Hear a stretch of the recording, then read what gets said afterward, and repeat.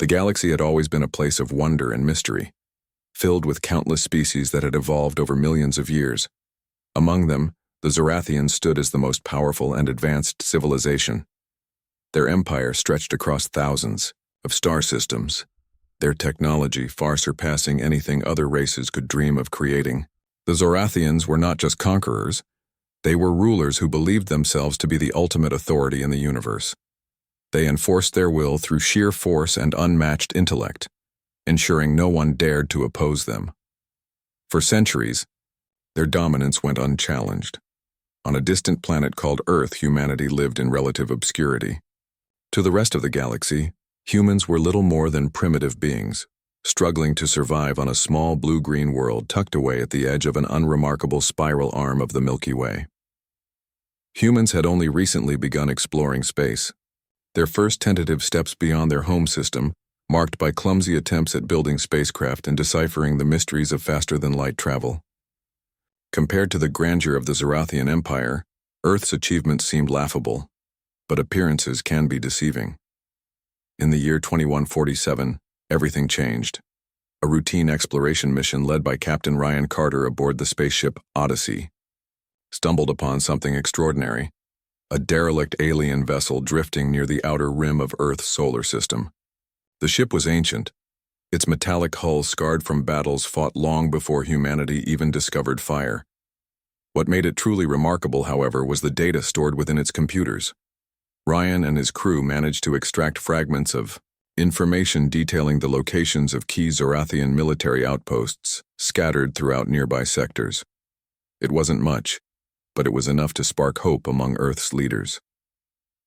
Back on Earth, President Laura Bennett convened an emergency. Meeting with her top advisors, she knew the discovery presented both an opportunity and a grave risk. Humanity had no way of knowing how the Zorathians would react if they learned about this find. Yet, there was also a chance, however slim, that the knowledge hidden within the alien ship could level the playing field between humans and their cosmic overlords. After hours of heated debate, the decision was unanimous. Earth would prepare for war. Not because they sought conflict, but because survival demanded it. As news of the impending threat spread, people around the globe united like never before. Nations set aside old rivalries and poured resources into developing weapons capable of defending Earth. Scientists worked tirelessly to reverse engineer the alien tech recovered from the derelict ship. Engineers constructed massive orbital defense platforms armed with energy cannons, powered by experimental fusion reactors. Military strategists devised plans based on what little they understood of Zorathian tactics, hoping to anticipate every move the enemy might make. Meanwhile, ordinary citizens volunteered en masse to join the newly formed United Earth Defense Force, UEDF, eager to protect their families and homes. At the heart of these preparations stood Lieutenant Emily Dawson, a brilliant young officer, assigned to oversee the integration of alien technology into human weaponry. Emily had grown up fascinated by science fiction stories, dreaming of a day when humanity might take its place among the stars. Now, she found herself thrust into a real-life version of those tales. Though the stakes were infinitely higher, her team faced countless challenges adapting the alien systems to work with human equipment. The language barrier alone was daunting, requiring linguists and computer experts to collaborate closely. Despite the obstacles, progress came steadily, fueled by determination and desperation. Elsewhere, Major Daniel Hayes led efforts to train soldiers for combat against foes they had never seen. Using simulations derived from the alien data, his recruits practiced fighting scenarios unlike anything they had encountered during Earth's wars. The Zorathians relied heavily on advanced drones and plasma-based weapons, forcing Daniel to rethink traditional battlefield strategies. He emphasized mobility, teamwork, and adaptability, knowing instinct would often matter more than firepower when facing such superior adversaries. Though many doubted whether human soldiers could hold their own against the mighty Zorathians, Daniel refused to give up. "We're not fighting for victory," he told his troops. "We're fighting for time." Months passed, and Earth transformed into a fortress. Shipyards churned out sleek new vessels equipped with hybrid engines combining human ingenuity with alien innovation. Factories produced armor plating capable of withstanding intense heat and energy blasts. Research labs developed countermeasures designed to disrupt Zorathian targeting systems. Every aspect of society bent toward one goal: preparing for the inevitable clash with the galaxy's rulers. And yet, despite all their efforts, fear lingered in the air. No one knew exactly when or where the Zorathians would strike, leaving humanity in a constant state of tension. Then, without warning, it happened. A fleet of Zorathian warships emerged from hyperspace near Jupiter, their ominous silhouettes blotting out the stars. Panic erupted across Earth as governments scrambled to activate their defenses.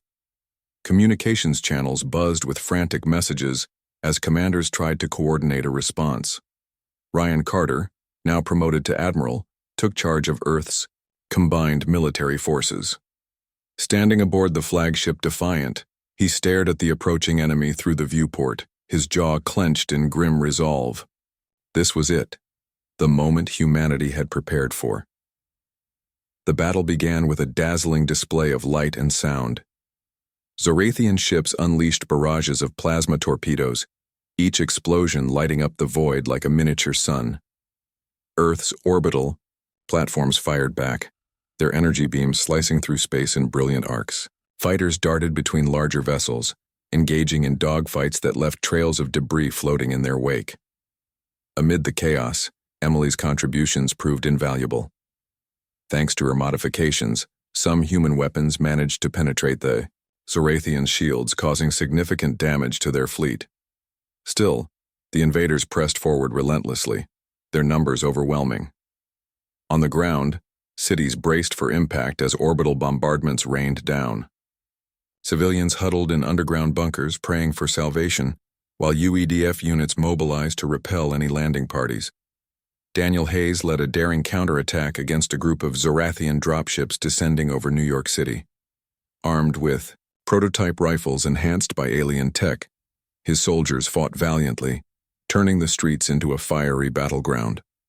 Though outnumbered and outgunned, they held their ground, buying precious time for reinforcements to arrive.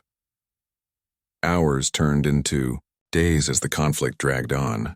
Both sides suffered heavy losses, but neither showed signs of backing down. For humanity, this fight represented more than just survival.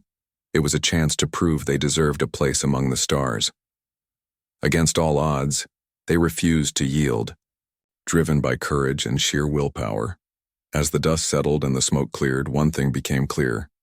The Zorathians had underestimated their opponents, and that mistake would cost them dearly. Little did anyone realize, however, that the true shock was yet to come. Hidden beneath the surface of Earth lay secrets older than recorded history. Secrets that would rewrite everything anyone thought. They knew about power, destiny, and the nature of existence itself. As the battle raged on, humanity's resolve began to show cracks. Despite their ingenuity and determination, the sheer scale of the Zorathian assault was overwhelming. The alien fleet seemed endless, their ships spewing plasma torpedoes that tore through Earth's orbital defenses like paper. Cities burned under relentless bombardment, and the skies above the planet turned a sickly orange from smoke and ash. Yet, amidst the chaos, something unexpected began to emerge. A glimmer of hope. Admiral Ryan Carter stood on the bridge of the Defiant, his face illuminated by the glow of tactical screens displaying the unfolding catastrophe. The flagship had taken heavy damage, its hull scorched and breached in multiple places, but it remained operational. Around him, officers worked frantically, shouting orders and coordinating responses as best they could. Ryan clenched his fists, tightly, feeling the weight of billions of lives resting on his shoulders. He knew the odds were against them, but he also understood that surrender was not an option. Not now, not ever. Status report, Ryan barked, his voice cutting through the noise of alarms and explosions. Sir, we've lost contact with 3 more orbital platforms, replied Lieutenant Jenna Moore, her voice trembling but determined. The Zorathians are focusing their attack on our eastern hemisphere. Casualties are catastrophic. Ryan nodded grimly. Divert all available power to the forward shields. We need to hold them off long enough for reinforcements to arrive. Reinforcements. That word felt hollow now. What reinforcements? Earth's fleet was already stretched thin, its ships either destroyed or retreating to regroup. But Ryan refused to give up. If they could just buy a little more time, maybe, just maybe, they could turn the tide. Meanwhile, deep beneath the surface of Earth, Lieutenant Emily Dawson worked tirelessly alongside her team in a secure underground facility. They had been tasked with analyzing the alien tech recovered months earlier, hoping to unlock new advantages before it was too late. Emily's hands moved quickly over a console, her eyes scanning lines of code as she deciphered fragments of the alien language. Her mind raced faster than her fingers, piecing together clues hidden within the data. "Emily, you need to rest," urged Dr. Lucas Bennett, a soft-spoken scientist who had become her closest ally in this endeavor. "You've been at this for days without sleep." "I can't stop now," Emily replied, her voice strained but resolute. "If we don't figure out what this tech is capable of, none of us will live to regret it." Lucas sighed but didn't argue further. He knew better than to try changing her mind when she was like this. Instead, he focused on assisting her, running simulations and cross-referencing patterns in the alien algorithms. Together, they uncovered something extraordinary, a subroutine buried deep within the alien systems that hinted at a self-destruct mechanism. It wasn't clear how it worked or whether it could be adapted for human use, but it offered a sliver of possibility. "We might be able to weaponize this," Emily said, excitement creeping into her voice despite the dire circumstances. "If we can replicate the effect and deploy it against the Zorathians." "It's risky," Lucas cautioned. "We barely understand how this technology functions. One wrong move and we could end up destroying ourselves instead of them." "I know," Emily admitted. "But do we really have a choice?"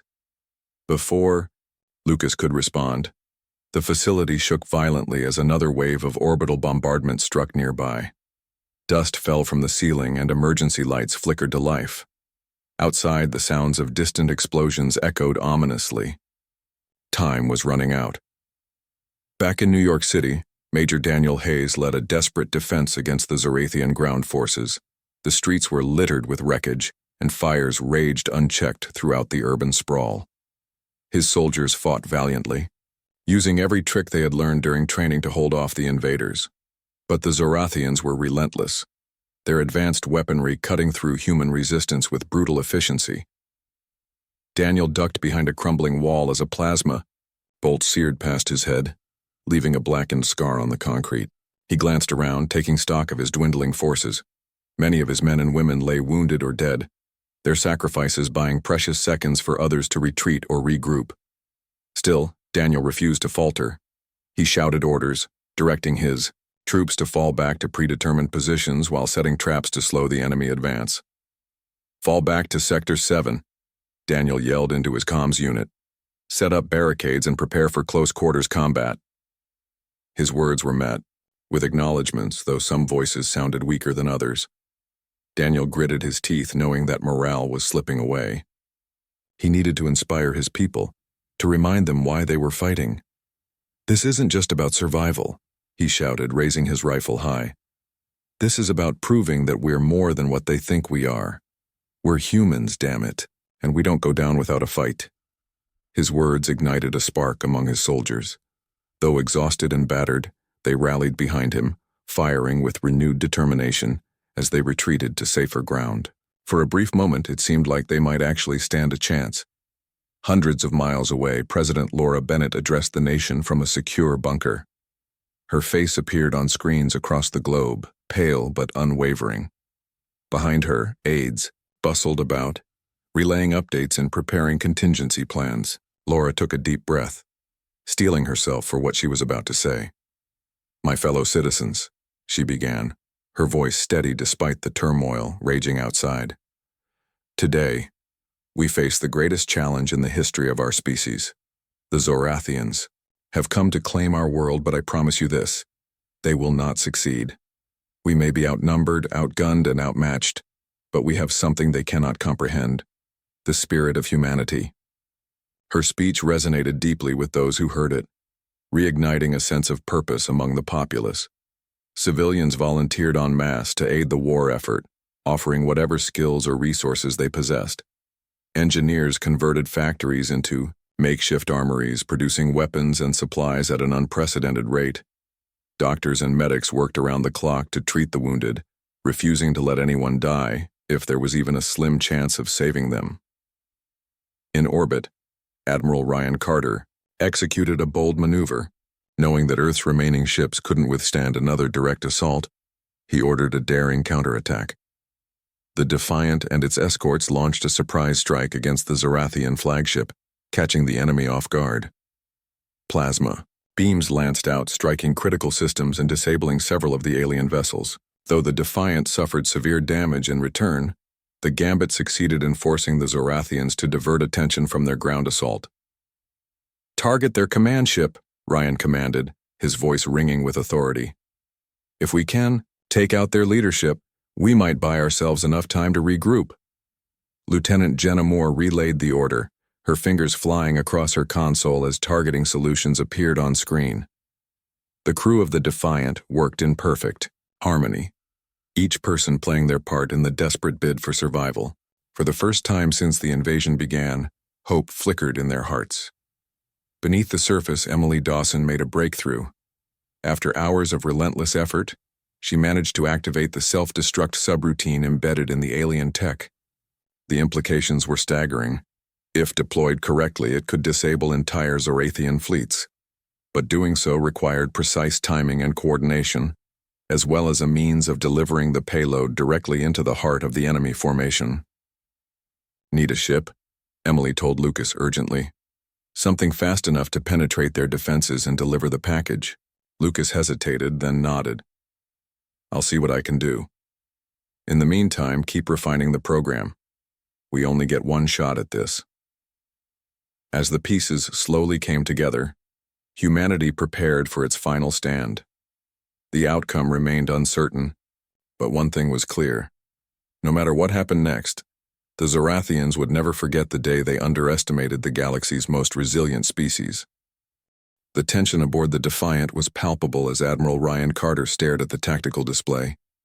The Zorathian flagship loomed large in the center of the screen, its massive frame bristling with weapons and surrounded by smaller escort ships. Earth's fleet had managed to inflict significant damage during their surprise counterattack, but it wasn't enough. The alien forces were regrouping, their numbers still overwhelming. Ryan knew they couldn't keep this up for much longer. "Admiral, we're taking heavy fire," Lieutenant Jenna Moore called out, her voice tight with urgency. "Shields are down to 20%. Ryan clenched his jaw, his mind racing, through options that grew fewer by the second. "Divert auxiliary power to the shields. Keep us alive just a little longer." "Yes, sir," Jenna replied, her fingers flying over the console as she rerouted energy reserves. The ship shuddered violently as another plasma torpedo struck the hull, sending sparks cascading from overhead panels. Crew members scrambled to contain fires and repair critical systems, their faces etched with exhaustion and fear. In the midst of the chaos, a transmission crackled through the comm system. It was Lieutenant Emily Dawson, her voice cutting through, the noise like a lifeline. "Admiral Carter, I've got something that might turn this around." Ryan turned sharply toward the communications officer. "Patch her through." Emily's face appeared on the main screen, her expression intense but hopeful. Behind her, the underground facility buzzed with activity as scientists worked feverishly to finalize their preparations. "We've activated the self-destruct subroutine from the alien tech," she explained quickly. "If we can deliver it to the Zorathian flagship, it could disable their entire fleet." Ryan's eyes narrowed. "How do you plan to get it there? We don't have any ships fast enough to breach their defenses." Emily hesitated, then said firmly, "We'll need volunteers. Someone willing to pilot a small craft right into the heart of their formation. Once inside, they can detonate the payload manually." The bridge fell silent as the weight of her words sank in. Everyone knew what volunteering meant: certain death. Yet before Ryan could respond, Jenna stepped forward. "I'll do it," she said, her voice steady despite the fear in her eyes. "No," Ryan snapped, shaking his head. "You're needed here. We can't afford to lose you." Jenna met his gaze unflinching. "Sir, I'm the best pilot we've got. If anyone can pull this off, it's me. Besides, someone has to make sure the payload reaches its target." Ryan opened his mouth to argue, but he saw the determination in her eyes. He sighed heavily, knowing she was right. "All right," he said finally, his voice low and heavy with emotion. "But you'd better come back in one piece." Jenna nodded, her lips pressing into a thin line. She turned and hurried off the bridge, leaving behind a crew that watched her go with a mix of admiration and sorrow. Meanwhile, Major Daniel Hayes led his remaining soldiers through the ruins of New York City. The streets were eerily quiet. Now, the Zorathian ground forces having temporarily withdrawn to regroup. Smoke hung thick in the air, and the acrid smell of burning metal filled their lungs. Despite the reprieve, Daniel knew it wouldn't last long. The aliens would return stronger and more determined than ever. "We need to fortify these positions," Daniel ordered, gesturing to a cluster of abandoned buildings. "Set up traps and booby traps everywhere. Make them pay for every inch of ground they take." His troops nodded grimly, setting to work with whatever materials they could scavenge. Some rigged explosives to collapsing structures, while others positioned themselves in sniper nests overlooking key intersections. Daniel moved among them, offering encouragement and ensuring everyone stayed focused. Though their numbers had dwindled, their resolve remained unbroken. As he checked the perimeter, Daniel's comms unit crackled to life. It was President Laura Bennett, her voice calm but resolute. "Major Hayes, I want you to know that your efforts are not going unnoticed. You and your men are heroes." Daniel shook his head, though she couldn't see him.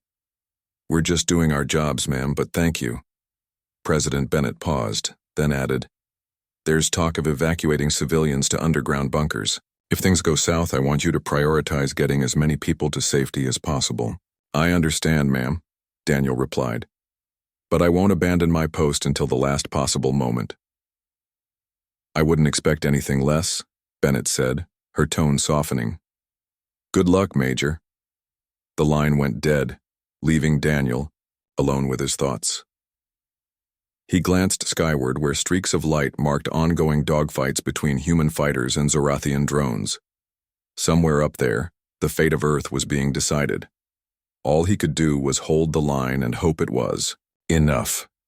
Back underground, Emily Dawson oversaw the final preparations for the mission. A sleek, compact spacecraft sat in the launch bay, its systems fully integrated with the alien tech. Scientists bustled around it, double-checking every detail to ensure nothing went wrong. Lucas Bennett stood nearby, his arms crossed as he watched Emily work. "You really think this will work?" he asked quietly, his brow furrowed with concern. "It has to," Emily replied without looking up. "We're out of options." Lucas sighed, rubbing the back of his neck. "And Jenna? She knows what she's signing up for?" "She does," Emily said, finally meeting his gaze. "She's willing to sacrifice herself if it means saving billions of lives. That's the kind of person she is." Lucas nodded slowly, though doubt lingered in his eyes. "Just promise me one thing," he said. "If there's even the slightest chance to bring her back alive, don't hesitate." Emily hesitated, then gave a small nod. "I'll do everything I can." Above Earth, the battle raged on. The Defiant continued to hold its position, drawing fire away from Jenna's approaching craft. Her vessel darted through the chaos, narrowly avoiding plasma torpedoes and laser blasts as she closed in on the Zorathian flagship. Sweat dripped down her forehead as she pushed the engines to their limits, her hands gripping the controls with white-knuckle intensity. "This is Dagger 1, Jenna transmitted, her voice steady despite the danger. "Approaching target zone. Stand by for detonation." On the bridge of the Defiant, Ryan listened intently, his fists clenched so tightly, his knuckles turned white. "You've got this, Jenna," he muttered under his breath. "Just a little further." Jenna's craft slipped past the outer defenses, weaving through a hailstorm of enemy fire. Alarms blared as the Zorathians detected the intruder, but she was already too close for them to stop her. With a final burst of speed, she plunged into the flagship's docking bay, the payload armed and ready. "This is it," Jenna whispered, her finger hovering over the trigger. For Earth, she pressed the button. A blinding flash erupted from the Zorathian flagship, followed by a shockwave that rippled outward, engulfing nearby ships in a cascade of destruction. The alien fleet faltered, their vessels crippled or destroyed as the self-destruct subroutine spread uncontrollably. Back on the Defiant, cheers erupted as the tide of the battle shifted dramatically, but amidst the celebration, Ryan felt a pang of grief. He stared at the empty space where Jenna's craft had been, his throat tightening with emotion. She had done the impossible, sacrificing herself to save humanity. As the dust settled, the surviving Zorathian ships began retreating, their once mighty fleet reduced to scattered remnants. Earth had won, for now. But the cost had been staggering, and the scars would linger for generations. Yet even in the face of such devastation, hope endured. Humanity had proven itself capable of standing toe-to-toe with the galaxy's greatest power. And deep beneath the surface, secrets older than recorded history awaited discovery, hinting at truths that could reshape the universe forever. The aftermath of the battle left Earth in a state of stunned silence. The skies, once filled with the fiery trails of plasma torpedoes and the deafening roar of explosions, were now eerily quiet. Smoke still hung heavy over cities, and the ruins of orbital platforms drifted aimlessly in space like ghostly remnants of humanity's defiance. Though the Zorathians had retreated, their withdrawal felt less like victory and more like a temporary reprieve. Everyone knew it was only a matter of time before they returned, stronger and angrier. Admiral Ryan Carter stood on the bridge of the Defiant, his shoulders slumped under the weight of what had just transpired. The ship's crew moved quietly, tending to repairs and assessing the damage. Casualty reports trickled in from across the fleet, each number adding to the grim tally of lives lost. Ryan stared at the tactical display, where the remnants of the Zorathian fleet were retreating beyond the edge of the solar system. His thoughts kept returning to Jenna Moore, whose sacrifice had turned the tide of the battle. He clenched his fists tightly, trying to push aside the guilt that gnawed at him for allowing her to go. "Sir," Lieutenant Marcus Hale approached cautiously, holding a datapad. "Initial estimates show we've lost nearly 40% of our fleet. Ground forces report similar losses." Ryan nodded slowly, his voice barely above a whisper. "And civilian casualties?" Marcus hesitated, then replied, "Millions, maybe more. Some areas are still inaccessible due to debris or radiation." The words hit Ryan like a punch to the gut. Millions dead. Entire cities wiped off the map.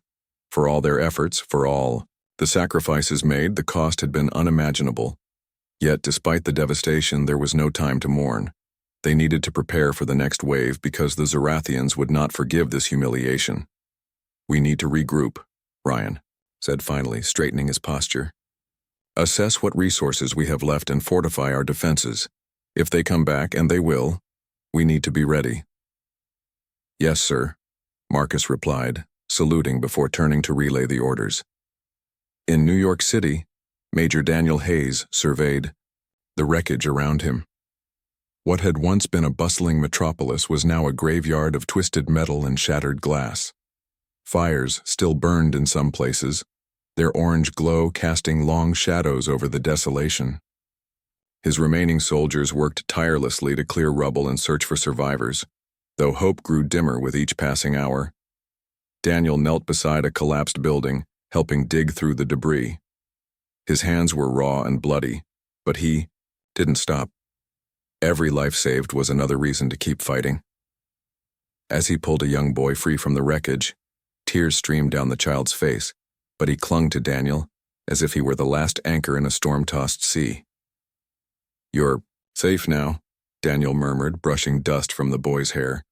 "We'll get you somewhere warm." A medic rushed forward to take the boy, and Daniel stepped back, exhaustion weighing heavily on him. He glanced at the horizon, where the first rays of dawn painted the sky in hues of pink and gold. It should have been beautiful, a sign of new beginnings. Instead, it felt hollow, a cruel reminder of how much had been lost. "Major," One of his lieutenants called out, jogging toward him. "We've found something strange." Daniel frowned, following the lieutenant to a nearby excavation site. Beneath the rubble, partially exposed by the digging, was an object unlike anything he'd ever seen. It was smooth and metallic, its surface etched with intricate patterns that glowed faintly in the dim light. The design was alien, but not Zorathian. It seemed older, almost ancient. "What is this?" Daniel asked, crouching beside the artifact. "We don't know yet," the lieutenant admitted. "But it wasn't here before the attack. It must have surfaced during the bombardment." Daniel ran his fingers lightly over the surface, feeling a strange warmth emanating from it. Something about it felt alive. He shook off the thought, standing up quickly. "Get this secured and notify Lieutenant Dawson. She'll want to see this." Underground, Emily Dawson was already overwhelmed with work. The facility buzzed with activity as scientists analyzed data from the battle, searching for ways to improve their weapons and defenses. Emily herself was buried in schematics, trying to understand the full implications of the self-destruct subroutine they had used against the Zorathians. While it had proven devastatingly effective, she couldn't shake the feeling that they had barely scratched the surface of its potential. When the call came in from Major Hayes about the mysterious artifact, Emily dropped everything and headed to the site. By the time she arrived, the object had been carefully transported to a secure lab.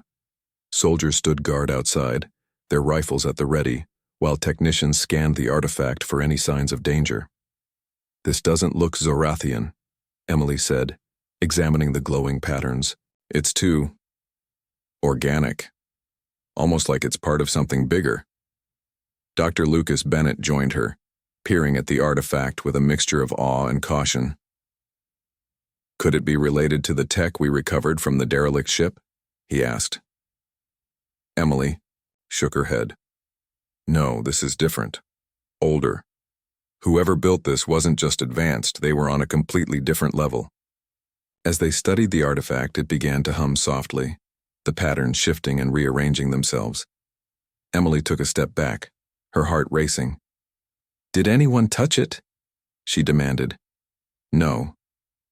One of the technicians replied nervously. "It started doing that on its own." Before anyone could react, the artifact emitted a pulse of energy that rippled outward, knocking everyone to the ground. When Emily opened her eyes, she found herself staring at a holographic projection hovering above the artifact. It depicted a star map, with coordinates marked in glowing symbols. "What the hell is this?" Lucas whispered, his voice trembling. "I think," Emily began, her mind racing. "I think this might be a message, or maybe a warning." Back aboard the Defiant, Admiral Ryan Carter received word of the discovery. He immediately ordered the artifact brought aboard for further study, knowing its significance could change everything. As the ship limped toward Earth's orbit, Ryan couldn't help but feel a sense of foreboding. The Zorathians had underestimated humanity, but now it seemed humanity might have stumbled upon something far greater and far more dangerous than anyone could have imagined. By the time the artifact was secured in the Defiant's lab, Emily and her team had pieced together fragments of the message encoded within it. The star map pointed to a distant region of the galaxy, far beyond Zorathian territory. According to the data, it was the location of an ancient structure, a relic of a civilization that had vanished eons ago. "This changes everything," Emily said, addressing Ryan and a group of senior officers gathered in the lab. "Whoever built this was powerful enough to leave traces across the galaxy. If we can reach this structure, we might find answers, or weapons, that could tip the scales in our favor." Ryan crossed his arms, his expression unreadable. "It's a long shot. We're barely holding together as it is. Sending a mission that far into unknown space. It's a risk we have to take," Emily interrupted, her voice firm. "If the Zorathians discover this before we do, we won't stand a chance." Ryan sighed, rubbing his temples. He knew she was right. Humanity had already gambled everything once. Now they had no choice but to double down. "All right," he said finally. "We'll assemble a team and send them to investigate. But we move fast. Time isn't on our side."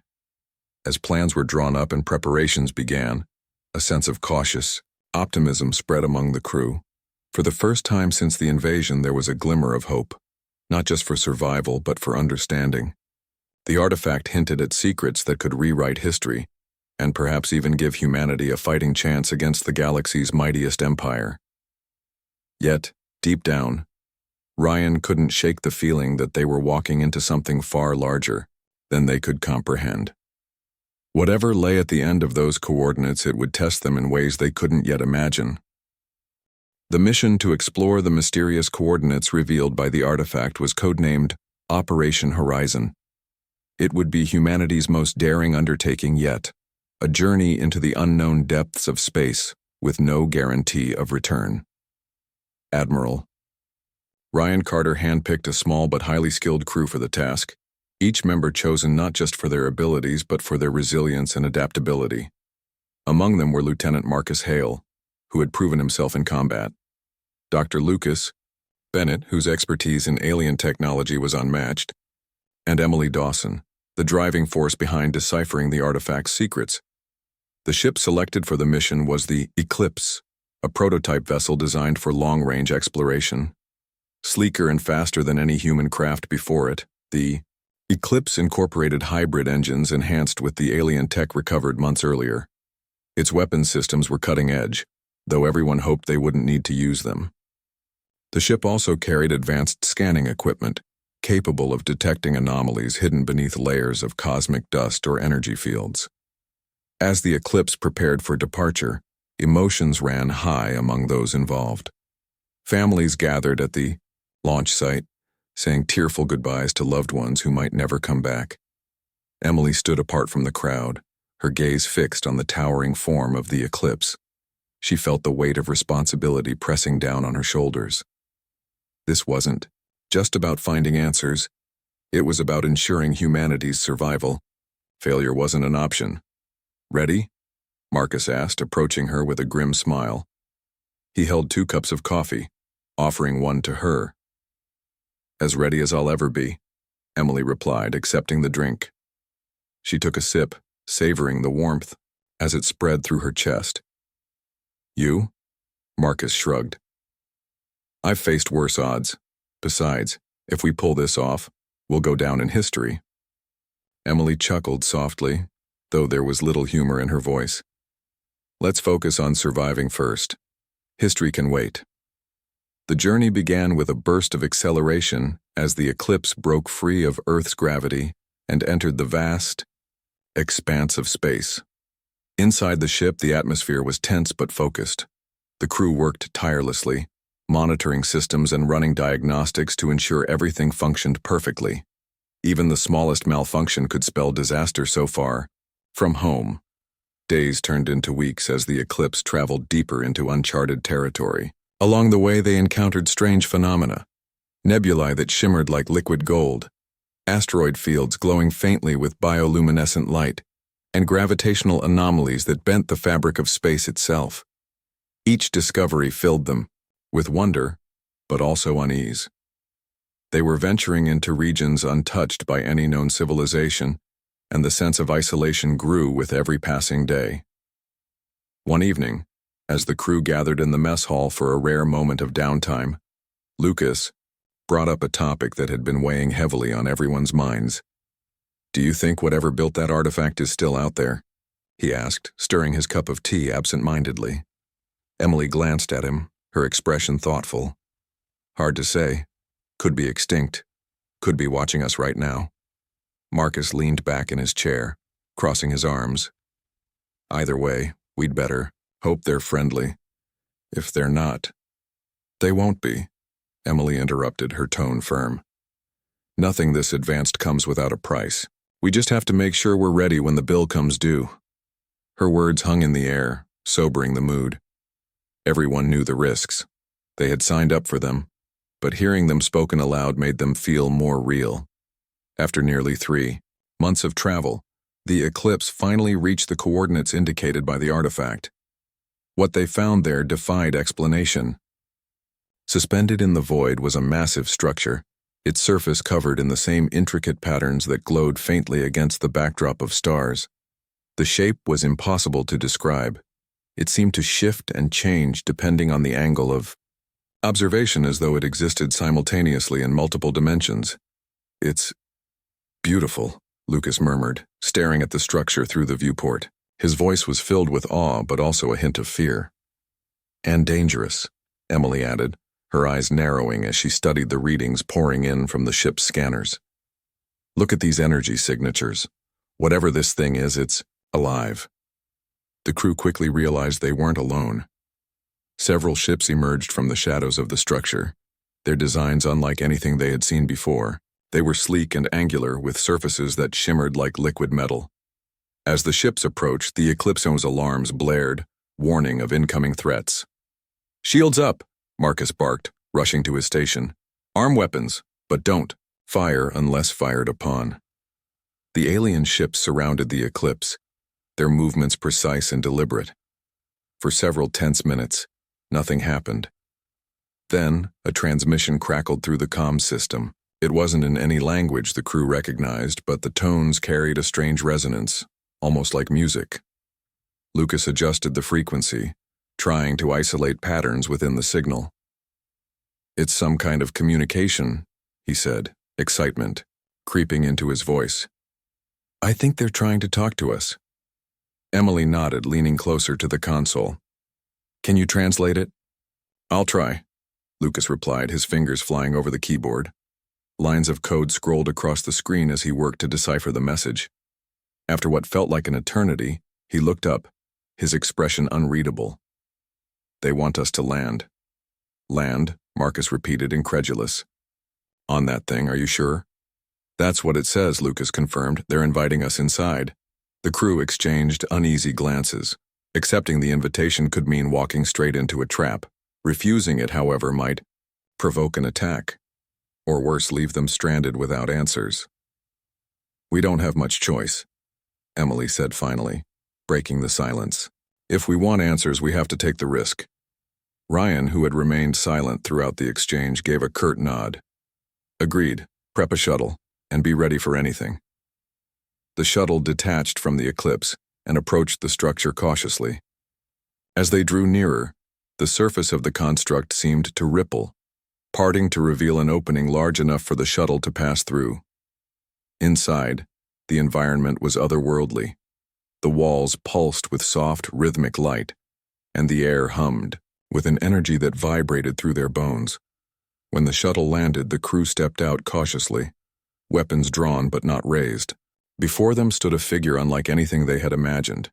It was tall and slender, its body composed of shifting, translucent material that refracted light in dazzling patterns. Its face, if it could be called that, was smooth and featureless, save for two glowing orbs that seemed to pierce straight through them. "You are unexpected," the figure said, its voice resonating directly in their minds rather than through their ears. "We did not anticipate your arrival." Emily stepped forward, her heart pounding. "Who are you?" she asked, her voice steady despite her nerves. "We are the architects," the figure replied. "Creators of paths, guardians of knowledge." "What do you want with us?" Marcus demanded, his grip tightening on his rifle. The architect tilted its head as if considering the question. "Your kind has stumbled upon something ancient, something powerful. You seek understanding, but beware. Power always demands sacrifice." Before anyone could respond, the chamber around them began to change. Images flickered across the walls, visions of civilizations rising and falling, of wars fought and lost, of planets consumed by fire. The crew watched in stunned silence as the truth unfolded before their eyes. The Zorathians, mighty as they were not the rulers of the galaxy. They were merely inheritors of a legacy left behind by the architects, a legacy meant to guide, not dominate. But the Zorathians had twisted it, using the knowledge to enslave others and expand their empire. "You must decide," the architect said, turning its gaze to Emily. "Will you wield the tools we offer, or will you succumb to the same mistakes as those who came before?"